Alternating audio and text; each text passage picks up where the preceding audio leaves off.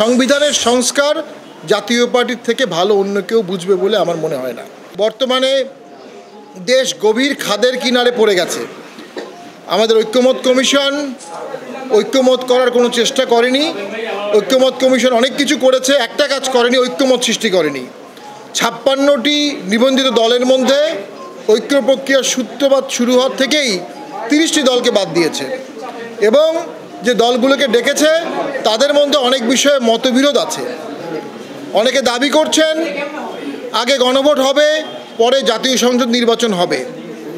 আমরা সংবিধানের ছাত্র হিসাবে, একটা প্রাচীন দল হিসাবে, যে দলটি আজকে 40 বছর রাজনীতি করেছে, জাতীয় পার্টি 9টি সংসদীয় নির্বাচনে অংশগ্রহণ করেছে, সরকারি দলে ছিল, বিরোধী দলে ছিল, যে দলটি এরশাদ স্যারের হাতে গড়া সুপ্রাচীন দল, সংস্কার করেছে, দেশের কাঠামোগত সংস্কার করেছে, প্রশাসনিক বিকেন্দ্রীকরণ করেছে, 470টি উপজেলা করেছে, এলজিইডি করেছে, জেলা করেছে। সংবিধানের সংস্কার জাতীয় পার্টির থেকে ভালো অন্য কেউ বুঝবে বলে আমার মনে হয় না। দেশে আর বিভাজন আমরা চাই না। দেশ বাঁচাতে হলে ঐক্যমত সৃষ্টি করতে হবে, সকলকে সাথে নিয়ে দেশ গড়তে হবে। যারা দোষী তাদের বিচার করতে হবে, যারা নির্দোষ তাদেরকে কোনো ট্যাগিং করা যাবে না। স্বৈরাচারের দোসর একটা ন্যাক্কারজনক গালি। আপনি হয় স্বৈরাচার হবেন, না হয় স্বৈরাচার হবেন না।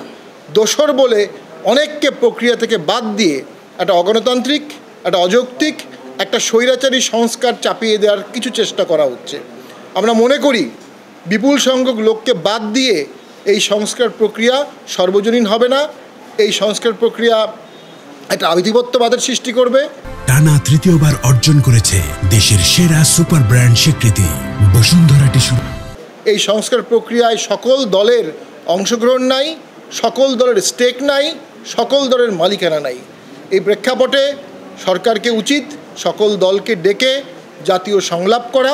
বর্তমান সরকার নিজেকে নির্দলীয় প্রমাণ করতে পারেনি এবং তত্ত্বাবধায়ক সরকার প্রমাণ করতে পারেনি।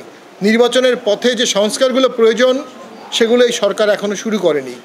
আমরা মনে করি দেশে অবশ্যই নির্দলীয় সরকার ছাড়া সুষ্ঠু ভোট হবে না। এ লক্ষ্যে ন্যাশনাল ডায়ালগ করা প্রয়োজন এবং সকলের সাথে আলোচনা করে নির্দলীয় অ্যাকাউন্টেবল সরকার না করলে দেশের নির্বাচন ব্যবস্থা ভেঙে পড়বে। একতরফা ভোটের ফলে একতরফা সরকার হবে, ম্যান্ডেট ঘাটতির সরকার হবে। সেই সরকার দেশ চালাতে গিয়ে হোঁচট খাবে এবং দীর্ঘদিন ক্ষমতা থাকতে পারবে না। কু কাউন্টার কু, বিপ্লব কাউন্টার রেভলিউশন, আন্দোলন কাউন্টার আন্দোলন হতেই থাকবে। আমাদের নজির হচ্ছে নেপাল। সেখানে সুষ্ঠু ভোট হওয়া সত্ত্বেও 13 বছরে 17টি মুভমেন্ট হয়েছে। কোনো প্রাইম মিনিস্টার সেখানে পূর্ণ মেয়াদ করতে পারেনি। তো এই প্রেক্ষাপটে জাতীয় পার্টি অত্যন্ত সাহসী রাজনীতি করছে। 3বার আমাদের পার্টি অফিসে আগুন দেওয়া হয়েছে, 3বার। যে আগুন দেওয়া হয়েছে তার বিরুদ্ধে কোনো মামলা হয়নি। যে আগুন দেওয়া হয়েছে তাদের কাউকে অ্যারেস্ট করা হয়নি। যারা আগুন দিল, যারা ক্যামেরার সামনে আগুন দিল, পুলিশ প্রশাসন তাদেরকে গ্রেফতার করেনি, আমাদের মামলাও নেয়নি। এই দলকানা সরকার, এই দলকানা প্রশাসন দিয়ে অবশ্যই দেশে সুষ্ঠু ভোট সম্ভব না।